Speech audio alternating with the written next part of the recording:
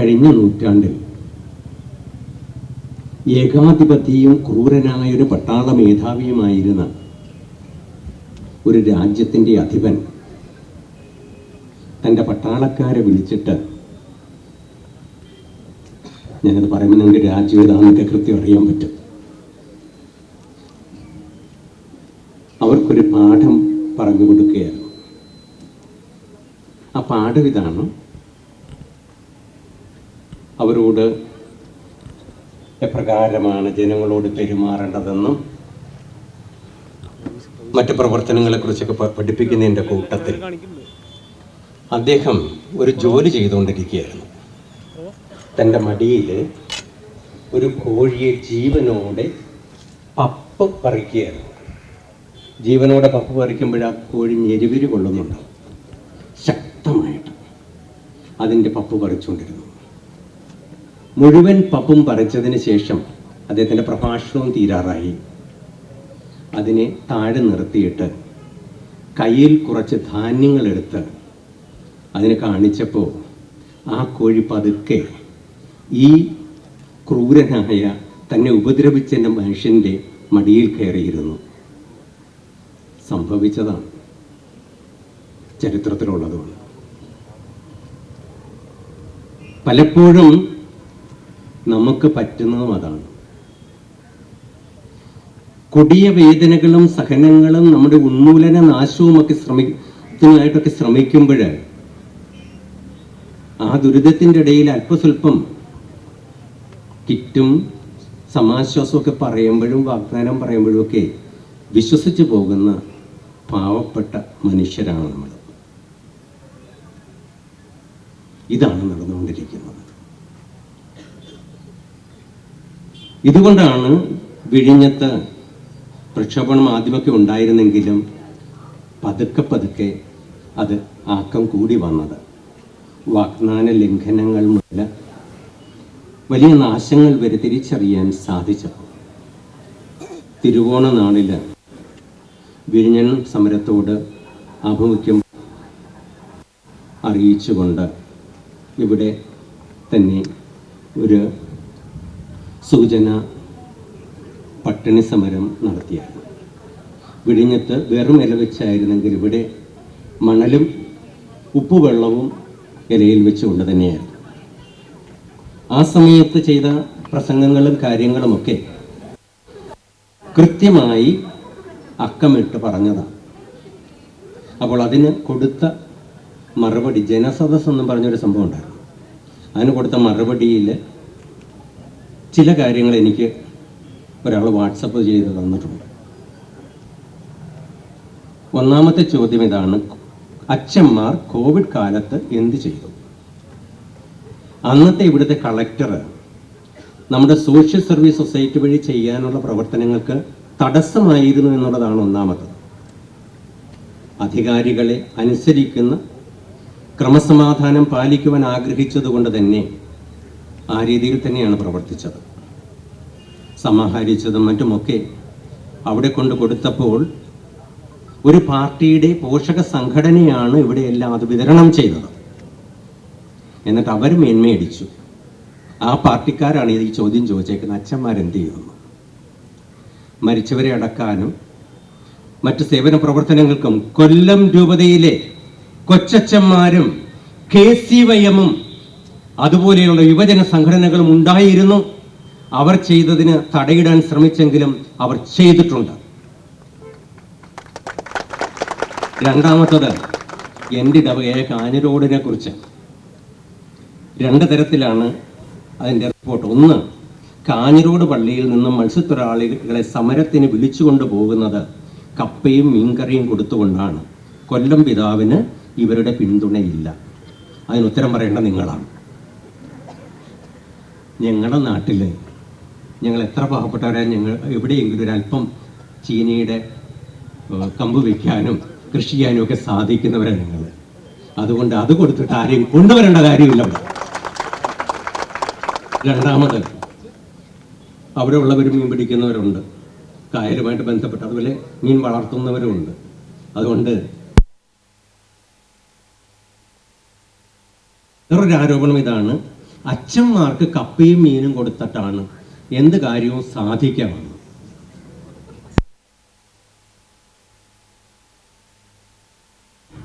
എന്തുമാത്രം അപഹാസ്യാണ് എന്ന് നാം തിരിച്ചറിയേണ്ടതുണ്ട്. അവരുടെ വീട്ടിൽ പോയിട്ട് ഞാൻ ആഹാരം കഴിച്ചിട്ടുണ്ട്. അത് ആ തന്ന ആഹാരം മുഴുവനും കഴിക്കാൻ പറ്റുമായിരുന്നത് കൊണ്ടല്ല, അവരെ വേദനിപ്പിക്കാതിരിക്കുവാനാണ്. പലപ്പോഴും അച്ഛന്മാർ നിങ്ങൾ കൊടുക്കുന്ന ആഹാരം കഴിക്കുന്നത് നിങ്ങളോടുള്ള സ്നേഹത്തെ പ്രതി മാത്രമാണ്. ഞങ്ങളെ കളിയാക്കാൻ വേണ്ടി പോലും ചിലപ്പോൾ ഒരു ഫോട്ടോ ഒക്കെ എടുത്തിട്ട് ഉണ്ട്. ഓർത്തേക്കുക, ഞങ്ങൾക്ക് ആഹാരത്തിന് വേണ്ടിയുള്ള കൊതിയിലൊന്നുമല്ല. നിങ്ങൾ തരുന്നത് സന്തോഷത്തോടെ സ്വീകരിക്കുമ്പോൾ നിങ്ങളെ ഓർത്ത് ദൈവത്തെ സ്തുതിക്കുന്നത് മാത്രം. ആ സഹോദരി ഓർക്കേണ്ട ഒരു സംഗതി ഇത് തന്നെയാണ്. അങ്ങനെ ആരെയും മയക്കാനും പറ്റില്ല. ഞാൻ പലരോടും പറഞ്ഞിട്ടുള്ളൊരു സംഗതിയുണ്ട്, ഉണ്ട ചോറിന് ആ രീതിയിൽ നന്ദി കാണിക്കത്തില്ല. കാരണം അങ്ങനെ സ്വാധീനിക്കാൻ പറ്റുകയില്ല. അത് തന്നെയാണ് എൻ്റെ അച്ഛന്മാരുമെന്ന് എനിക്ക് നല്ല ബോധ്യമുണ്ട്. 59 വിമോചന സമരം പോലെ ഏതൊക്കെ മെത്രാൻ വിചാരിച്ചാലും വിഴിഞ്ഞ സമരം വിജയിക്കില്ല. ഇത് വിമോചന സമരമായിട്ടൊന്നും നടത്തുന്നതല്ല. നടത്തേണ്ടി വന്നാൽ നടക്കും. എന്നാൽ ഓർത്തേക്കുക, ഇത് മെത്രാന്മാരും അച്ഛന്മാരും ഒക്കെ ഇതിൻ്റെ പിന്നിൽ ഇറങ്ങിയത് അവിടുത്തെ ജനം ആദ്യം ഇറങ്ങിയതിന് ശേഷം. അതിനു മുമ്പ് അവിടെ ഉള്ളവർ തന്നെ ആദ്യം കേസ് കൊടുത്താൽ അവർ ചിലരൊക്കെ ജയിലിൽ പോയിരുന്നു. അതൊക്കെ പഠിച്ചതിന് ശേഷം അവരുടെ അറുതിയും വിഷമവും കണ്ടതിന് ശേഷം മാത്രമാണ് ഞങ്ങൾ ഇറങ്ങിയത്. കാരണം നീതിക്ക് വേണ്ടിയുള്ളതാണ് അവരുടെ മുറവിളി എന്ന് മനസ്സിലാക്കിയതുകൊണ്ട്. ആ മുറവിളിക്ക് മുമ്പിൽ ഞങ്ങൾക്ക് നിശബ്ദരായിരിക്കാൻ പറ്റുകയില്ല. നാലാമത്തത്, യഥാർത്ഥ മത്സ്യത്തൊഴിലാളികളല്ല ഈ സമരം നടത്തുന്നത്. അത് എൻ്റെ സഹോദരി ബെനഡിക്റ്റ് മേരി അതിന് ഉത്തരം പറയുമെന്ന് എനിക്കറിയും. അതുകൊണ്ട് തീർച്ചയായിട്ടും അതിനുള്ള ഉത്തരം അവിടെ ഉണ്ട്. ഞാനൊന്നും പറയുന്നില്ല. മത്സ്യത്തൊഴിലാളികളുടെ കൂടെ അല്ലാത്തവരും ചേർന്നിട്ടുണ്ട്. കാരണം ഇത് നീതിക്ക് വേണ്ടിയുള്ള സമരമാണ്, അതിജീവനത്തിന് വേണ്ടിയുള്ള സമരമാണ്. ഒരു സമൂഹം, മത്സ്യത്തൊഴിലാളി സമൂഹം, കടലോരത്തെ മക്കള് പരിപൂർണമായി ഉന്മൂലന നാശം സംഭവിക്കാതിരിക്കാൻ വേണ്ടി എടുക്കേണ്ട കരുതലുകളെക്കുറിച്ചും അവർക്ക് കിട്ടേണ്ടുന്ന ജീവിക്കുവാനുള്ള അവകാശത്തെക്കുറിച്ചും അതിനു വേണ്ടുന്ന പരിരക്ഷയെക്കുറിച്ചുമുള്ള സമരമാണിത്. അവരെ മനുഷ്യരായി പരിഗണിക്കുവാൻ, സിമെന്റ് ഗോഡവണ്ണിൽ അട്ടിയിടുന്ന ചാക്ക് പോലെ കിടക്കാനുള്ളതല്ല മനുഷ്യൻ. അവർക്ക് നീതി ലഭിക്കണം. അപ്പോൾ നീതി ലഭിക്കുവാൻ വേണ്ടിയുള്ളതാണ്. ഇനി വിഴിഞ്ഞം സമരത്തിൽ സഭയ്ക്ക് കമ്മീഷൻ ലഭിച്ചിട്ടുണ്ട്. ഇതുവരെയും ഒരു കമ്മീഷൻ ലഭിച്ചിട്ടില്ല. അങ്ങനെയുള്ളതിന് വേണ്ടി ഇറങ്ങിയിട്ടുമില്ല. കമ്മീഷൻ വാങ്ങിച്ച വ്യക്തികളായിരിക്കാം അത് ചെയ്തത്. കാരണം ഞാൻ ബ്ലൂ എക്കോണമിയെക്കുറിച്ച് സർക്കുലർ ഇറക്കിയത് അന്ന് 10 ദിവസം കൂടി ഉണ്ടായിരുന്നുള്ളൂ കേന്ദ്ര ഗവൺമെന്റിനെ അറിയിക്കാൻ ഇവിടുത്തെ തീരത്തിൻ്റെ അവസ്ഥ. എന്നിട്ടും പഠിച്ചില്ല. ഇലക്ഷനാണെന്ന് പറഞ്ഞിട്ട് അതിന് അട്ടിമറിച്ചിട്ട് ഞാൻ വോട്ട് ചെയ്യരുത്. ഞാൻ ആ സർക്കുലർ ഒരു വാക്കെങ്കിലും കാണിച്ചു തരാമോ?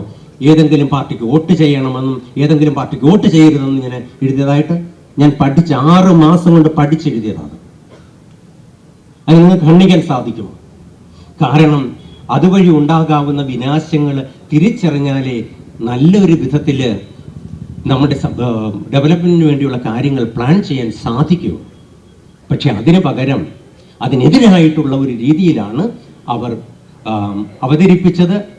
എന്നിട്ട് പറയും കുണ്ട്രയോ മറ്റു മേഖലകളിലൊക്കെ വോട്ട് കുറഞ്ഞതിൻ്റെ കാരണം എൻ്റെ സർക്കുലറാണെന്ന്. പരമ അബദ്ധമാണ്. എൻ്റെ ഇടവകയിൽ നിന്നും നാന്തിരിക്കൽ ഇടവക, എൻ്റെ അപ്പൻ്റെ അമ്മയുടെ ഇടവകയത്, അവിടെ നിന്ന് കൂടുതൽ വോട്ട് ലഭിച്ചിട്ടുണ്ട്. ഇത് വോട്ട് കുറഞ്ഞത് വെള്ളിമണി നിന്നാണ്, അവർ തന്നെ ആളുണ്ടായിരുന്ന സ്ഥലത്തു നിന്നാണ്, പേരയത്തു നിന്നാണ്. ഇതൊക്കെ പഠിച്ചിട്ടാണ് ഞാൻ നിന്ന് പറയുന്നത്. അല്ലാതെ മനുഷ്യരെ കണ്ണിൽ പൊടിയിടാൻ വേണ്ടി കള്ളത്തരം പറഞ്ഞ് പറ്റിക്കരുത്. ഇനി വിഴിഞ്ഞത്ത് നടക്കുന്ന കാര്യങ്ങളെക്കുറിച്ച് അവബോധം നൽകാൻ വേണ്ടി നോട്ടീസ് ഇവിടെയാണ് ഇറങ്ങിയത്. അത് വിഴിഞ്ഞം തുറമുഖം സത്യവും മിഥ്യയും അവിടെയുള്ള യൂണിയൻകാരൊക്കെയാണ് ഇറക്കിയിരിക്കുന്നത്. ഞാനത് മുഴുവൻ വായിച്ചാൽ എൻ്റെ പ്രസംഗം നീണ്ടുപോകും. എന്നാലും നമ്മുടെ സലീം സാറ് കേൾക്കാൻ വേണ്ടി കൂടി ഞാൻ പറയുന്നതാണ്. വിഴിഞ്ഞം അന്താരാഷ്ട്ര തുറമുഖ നിർമ്മാണം പരിസ്ഥിതി അനുവാദം 2013 August 24 Kerala coastal zone management authority പരിസ്ഥിതി അനുമതി നൽകി. കേരളത്തിൽ ഭരണം UDF ഉമ്മൻചാണ്ടി മുഖ്യമന്ത്രി. അത് പാർട്ടി ചെയ്തതാവട്ടെ, ഈ പാർട്ടികളെല്ലാം നമ്മളെ ഉപദ്രവിക്കുകയായിരുന്നു. കേന്ദ്ര പാരിസ്ഥിതിക അനുവാദം 2014-3 കേന്ദ്രം വനം പരിസ്ഥിതി അനുമതി നൽകി. കേന്ദ്രത്തിൽ കോൺഗ്രസ് ഭരണം, കേരളത്തിൽ കോൺഗ്രസ് ഭരണം. കരാർ ഒപ്പിടുന്നത് 2015 ഓഗസ്റ്റ് 17 കരാർ ഒപ്പിടുന്നു. കേരളത്തിൽ ഉമ്മൻചാണ്ടി മുഖ്യമന്ത്രി, കേരളത്തിൽ BJP ഭരണം. പദ്ധതി ഉദ്ഘാടനം 2015 ഡിസംബർ 5 കേരളത്തിൽ ഉമ്മൻചാണ്ടി മുഖ്യമന്ത്രി, കേന്ദ്രത്തിൽ BJP ഭരണം. അപ്പോൾ പരിസ്ഥിതി പഠനം ശരിയായി നടത്തി എന്നുള്ള രീതിയിലാണ് പരിസ്ഥിതി മന്ത്രാലയങ്ങൾ അനുവാദം നൽകി എന്നുള്ള അതോറിറ്റി അനുവാദം നൽകി എന്നുള്ള ഇത് പറയുന്നത്. പക്ഷേ ഈ പരിസ്ഥിതി പഠനം നടത്താൻ മത്സ്യബന്ധനവുമായും കടലുമായും ബന്ധപ്പെട്ട എക്സ്പീരിയൻസ് ഉള്ള എത്ര പേര് ഉൾപ്പെടുത്തിയിട്ടുണ്ട്? ശീതീകരിച്ച മുറിക്കകത്തിരുന്ന് കുറെ ഡാറ്റകളുടെ മുമ്പിൽ ഇരുന്നിട്ട് അങ്ങോട്ടും ഇങ്ങോട്ടും കണക്കൂട്ടിയെടുത്തതല്ലല്ലോ. ശരിയായിട്ടുള്ള പഠനത്തിന് മാറ്റം വരുത്തിയിട്ട് തങ്ങളുടെ സ്വന്തം ഇഷ്ടത്തിനനുസരിച്ച് വേറൊരു അതോറിറ്റി ഉണ്ടാക്കി ചെയ്തിട്ടല്ലേ പിന്നെ പരിസ്ഥിതി അതോറിറ്റി അനുവാദം നൽകിയത്? അപ്പോൾ അർത്ഥസത്യങ്ങൾ പറഞ്ഞ് ജനങ്ങളുടെ കണ്ണിൽ പൊടിയിടാൻ എളുപ്പമാണ്. തീരശോഷണം പഠിക്കാൻ വിദഗ്ധ സമിതി മത്സ്യത്തൊഴിലാളികളുടെ ആശങ്ക പരിഗണിച്ച് തീരശോഷണം സംബന്ധിച്ച് പഠിക്കാൻ വിദഗ്ധ സമിതിയെ തീരുമാനിച്ചു. ഇതുവരെയും പഠിക്കാൻ തുടങ്ങിയിട്ടില്ല എന്നുള്ളത് മനസ്സിലാക്കുക. 3 മാസത്തിനകം റിപ്പോർട്ട് നൽകി നടപടി സ്വീകരിക്കാൻ മുഖ്യമന്ത്രി നിയമസഭയിൽ ഉറപ്പ് നൽകി. ഇതെപ്പോഴാണ് തുടങ്ങിയത്? ഈ അടുത്ത കാലത്ത് വിഴിഞ്ഞ സമരം രൂക്ഷമായപ്പോൾ മാത്രമാണ്. അപ്പം ഇതുപോലെ ഇനി കുറേ കാര്യങ്ങളുണ്ട്. മണ്ണെണ്ണയെക്കുറിച്ചൊക്കെ അല്ല, വാഗ്ദാനം മാത്രമേ ഉണ്ടായിരുന്നു, തീരുമാനം കമ്മിറ്റി ഉണ്ടാക്കിയില്ലെന്നാണ് ഇപ്പോൾ പറയുന്നത്. അപ്പം നോക്കിക്കേ, എന്തുമാത്രം കണ്ണില് പൊടിയിട്ട് മനുഷ്യനെ പറ്റിക്കുന്നൊരു വിധം.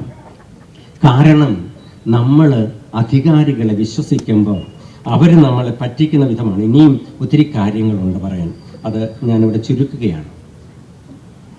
ശരിക്കും കൊല്ലം തീരം, കൊല്ലം രൂപതയുടെ അതിർത്തി എന്ന് പറയുന്നത്, പടിഞ്ഞാറൻ തീരത്തിൻ്റെ അതിർത്തി എന്ന് പറയുന്നത് തോട്ടപ്പള്ളി മുതൽ കാപ്പിൽ പുഴ വരെയാണ്. തോട്ടപ്പള്ളി പുഴ മുതൽ കാപ്പിൽ പുഴ വരെയാണ്. ഈ തീരം നോക്കിയാൽ അറിയാം ഏത് തരത്തിലാണ് നിർമ്മാണ പ്രവർത്തനങ്ങളും ഖനനവും ഒക്കെ നടക്കുന്നത്. സീ വാഷിംഗ് എന്ന് പറഞ്ഞൊരു പരിപാടിയുണ്ട്. അവിടെ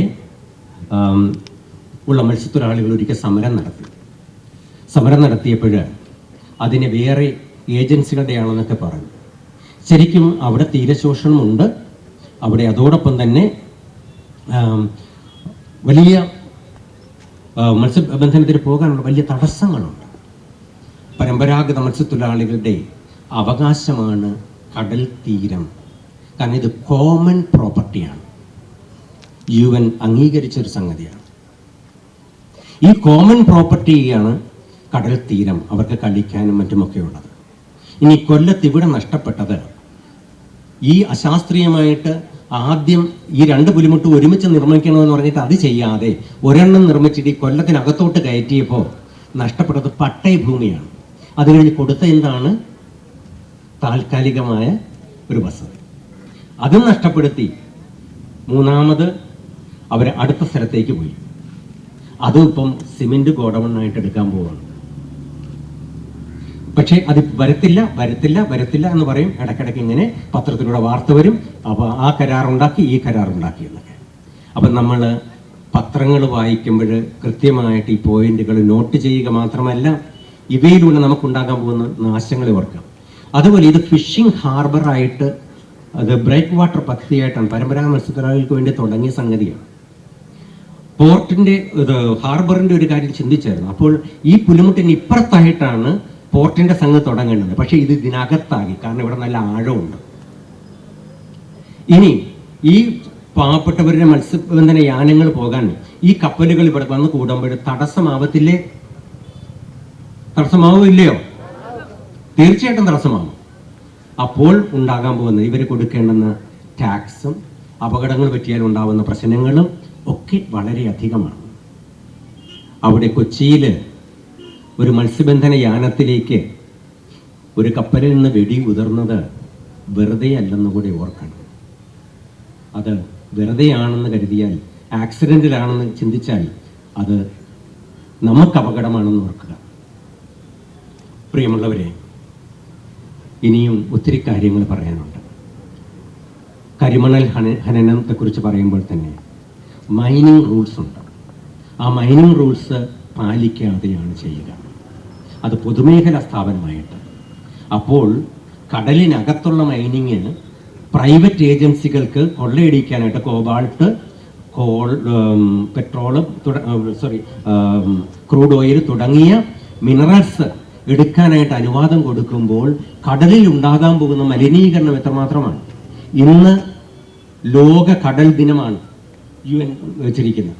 ആ ലോക കടൽ ദിനത്തിൽ ഇന്ന് ഞാനൊരു പരിപാടിയിൽ പങ്കെടുത്തു. പ്ലാസ്റ്റിക് മാത്രം എടുത്താൽ മതി, എവിടെ കിടക്കുന്ന പേപ്പർ എടുക്കണ്ടെന്ന് എൻ്റെ അടുത്ത് പറഞ്ഞ് ഞാൻ പ്ലാസ്റ്റിക് മാത്രം എടുത്തു ഉദ്ഘാടനം ചെയ്യാൻ പോയപ്പോൾ. അത് മുഴുവൻ മാറ്റേണ്ടതാണ്. മാലിന്യങ്ങൾ കടലിനെ മലിനപ്പെടുത്താൻ പാടില്ല, പുഴയെ മലിനപ്പെടുത്താൻ പാടില്ല. അത് ശ്രദ്ധിക്കേണ്ടത് നമ്മളാണ്. നമ്മളത് ശ്രദ്ധിക്കുമ്പോൾ ഇവിടെ പലപ്പോഴും അഴുക്ക് കൊണ്ടുവന്ന് ഇടുന്നത് എവിടെ നിന്നാണെന്ന് നിങ്ങൾ കണ്ടിട്ടുണ്ടോ? കോഴിപ്പൂടെയും മറ്റുമൊക്കെ രാത്രിയിൽ ഇത് നമ്മൾ തീരം സ്വച്ഛമാക്കാൻ ശ്രമിക്കുമ്പോൾ ഇങ്ങനെയുള്ള ഒത്തിരി പ്രശ്നങ്ങൾ നമ്മുടെ മുമ്പിൽ നിൽക്കുമ്പോൾ വിഴിഞ്ഞത്തുള്ള നമ്മുടെ സഹോദരങ്ങളുടെ ഏറ്റവും വലിയ പ്രശ്നം, അവർക്ക് നഷ്ടപ്പെട്ട സ്ഥലത്തിന് പകരം സ്ഥലം വയ്ക്കുമ്പോൾ എപ്പോഴും ഈ പുലിമുട്ടിടുമ്പം വടക്ക് സ്ഥലമെടുക്കുകയും തെക്ക് സ്ഥലം വരികയും ചെയ്യും. ആ സ്ഥലം കമ്പനിക്ക് തീരെഴുതി കൊടുക്കുകയും ശരിക്കും കേരള ഗവൺമെൻറ് നഷ്ടമുണ്ടാകുന്ന വിധത്തിൽ തന്നെയാണ്. ഒരിക്കലും ആ നഷ്ടം പരിഹരിക്കാൻ പറ്റില്ല. അത് കേരളത്തിലെ എല്ലാ ജനങ്ങൾക്കും ആ നഷ്ടം. അതിനെക്കുറിച്ചൊക്കെ സലീം സാർ കൃത്യമായിട്ട് പറയുമെന്ന് ഞാൻ കരുതുന്നു, അല്ലെങ്കിൽ സാമൂഹ്യ സേവകർ പറയുന്നത്. ശരിക്കും അത് വലിയൊരു നഷ്ടമാണ് ഉണ്ടാക്കുന്നത്. ആ നഷ്ടം പരിഹരിക്കാൻ നമുക്ക് സാധിക്കുമോ? ഈ സമരം വിഴിഞ്ഞത്തുള്ള കുറച്ച് മനുഷ്യർക്ക് വേണ്ടി മാത്രമല്ല, ശരിക്കും ആ വിഴിഞ്ഞത്തിൻ്റെ പോർട്ട് വന്നപ്പോൾ അഫക്റ്റ് ചെയ്തത് വിഴിഞ്ഞത്തെ ഇടവക മാത്രമല്ല, അതിൻ്റെ മുകളിലുള്ള എല്ലാ ഇടവകളെയും അത് ബാധിച്ചിട്ടുണ്ട്. താഴെയുള്ള ഇടവകൾക്കും അതിൻ്റെതായ പ്രത്യാഘാതങ്ങളുണ്ട്. അതുമാത്രമല്ല, മുതലപ്പുഴയിൽ വരെ അത് വലിയ പ്രത്യാഘാതമാണ്. നമ്മുടെ മുസ്ലിം സഹോദരങ്ങൾക്ക്, അതുപോലെ ഹൈന്ദവ സഹോദരൻ മത്സ്യബന്ധനത്തിന്, ഇവർക്കൊക്കെ അത് ബുദ്ധിമുട്ടാണ്. ഇതൊന്നും നമ്മളൊരു സമുദായത്തിന് വേണ്ടി മാത്രമല്ല നിൽക്കുന്നത്.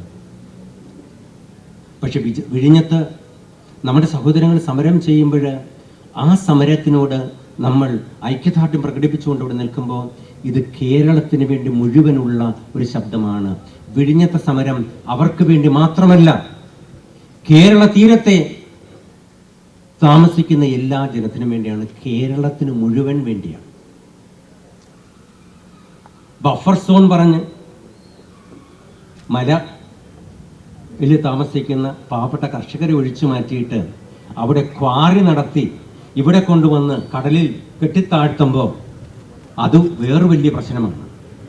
അടുത്തൊരു പ്രളയം കേരളത്തിന് താങ്ങാൻ പറ്റുകയില്ല, ഒരു കാരണവശാലും പറ്റില്ല. അത്രയേറെ വലിയ പ്രത്യാഘാതമാണ് ഉണ്ടാക്കുന്നത്.